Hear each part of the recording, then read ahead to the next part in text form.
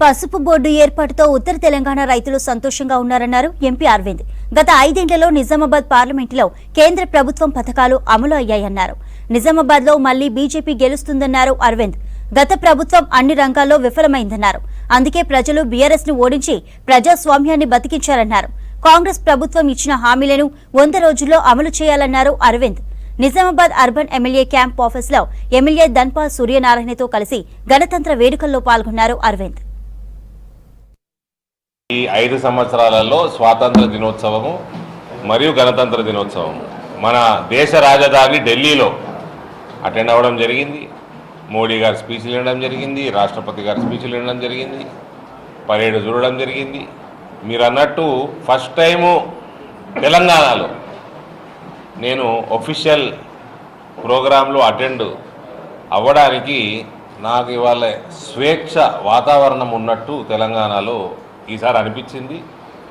నిజంగా ప్రజాస్వామ్యం మళ్ళీ రిటర్న్ వస్తుంది తెలంగాణలో అని అనిపించింది. ఇక్కడ జిల్లాలో అటెండ్ అవ్వడం జరిగింది. దొరల పాలన పోయి ప్రజాస్వామ్యం మళ్ళీ వస్తుందన్న నమ్మకం కలిగింది.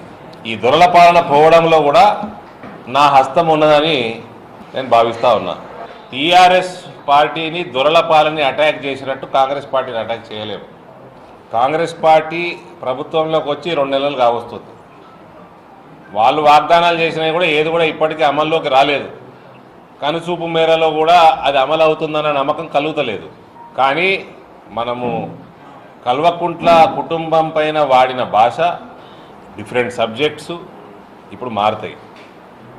మనము కాంగ్రెస్ పార్టీని పదను ఎక్కడ తగ్గదు. మన అపోజిషన్లో అపోజిషన్ పార్టీ ఎంపీగా, భారతీయ జనతా పార్టీ కార్యకర్తగా ఇప్పుడు ఉన్న ప్రభుత్వం చేసిన వాగ్దానాలు ఇంప్లిమెంట్ చేయకపోతే మనం చేసే అటాక్లో పదను తగ్గదు, కానీ పద్ధతి మారుతుంది. కాంగ్రెస్ పార్టీని అటాక్ చేయడము, కాంగ్రెస్ పార్టీని ఓడించడానికి we will have to fight on technical grounds.